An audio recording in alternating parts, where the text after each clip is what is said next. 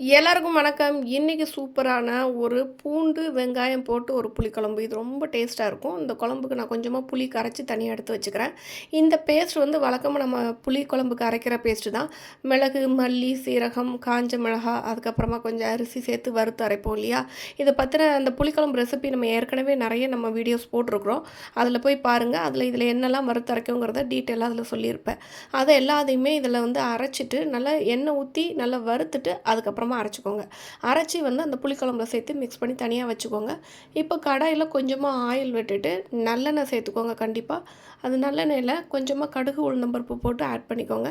அது 2ம் நல்லா வெடிக்கட்டும். வெடிச்சதுக்கப்புறமா கொஞ்சமா வெந்தயம் சேர்த்துக்கலாம்.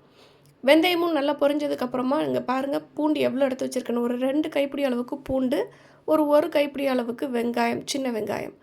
இந்த அளவுக்கு போட்டா தான் அது நல்லாவே டேஸ்ட்டா இருக்கும். அதனால நீங்க வந்து பூண்டும், வெங்காயமும் ஜாஸ்தி போட்டுக்கோங்க. இப்போ இது 2யுமே போட்டு நல்லா வந்து இந்த எண்ணெயிலேயே வதக்கி விடணும். கொஞ்சமா கருவேப்பிலையும் இதில ஆட் பண்ணிக்கலாம். இது எல்லாத்தையுமே சேர்த்து நல்லா ஈவனா நல்லா வதக்கி விடுங்க. இந்த வெங்காயமும், பூண்டும் நல்லா இந்த எண்ணெயிலேயே நல்லா வதங்கணும். எவ்வளோ எவ்வளோ வதங்குதோ அந்த அளவுக்கு இது நல்ல டேஸ்ட் குடுக்கும். நம்ம காய்கறி எதுவுமே இதில சேர்க்கறதில்ல. தேங்காய் எதுவுமே சேர்க்கல. பருப்பு எதுவுமே கிடையாது. அதனால இந்த குழம்பு வந்து உங்களுக்கு நெறைய நாள் வச்சு யூஸ் பண்ணலாம். நீங்க ஒரு 1 வீக்னாலும் கூட நீங்க ஃப்ரிட்ஜில வச்சு வச்சு ரீஹீட் பண்ண பண்ண இருக்க இருக்க நல்ல டேஸ்ட் குடுக்கும் இந்த குழம்பு.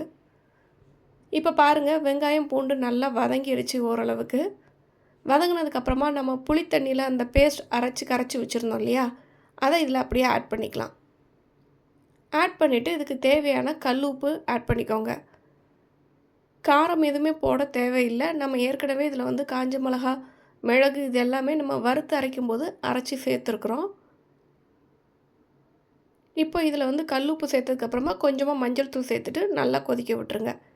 இந்த குழம்புக்கு தேவையான பெருங்காயத்தூளும் இப்போ ஆட் பண்ணிக்கலாம். இதெல்லாம் நல்லா கொதிச்சு ஓரளவு கொஞ்சம் வத்தி வரணும். அதாவது கொஞ்சம் திக்னஸ் கிடைக்கணும். அது வரைக்கும் இது நல்லா கொதிக்க விட்டுக்கோங்க.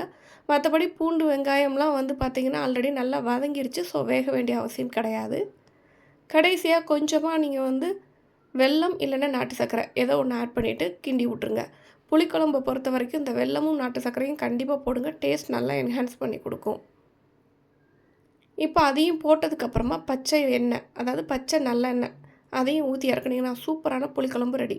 மறக்காமல் அந்த ரெசிபி ட்ரை பண்ணி பாருங்கள். தேங்க்ஸ் ஃபார் வாட்சிங்.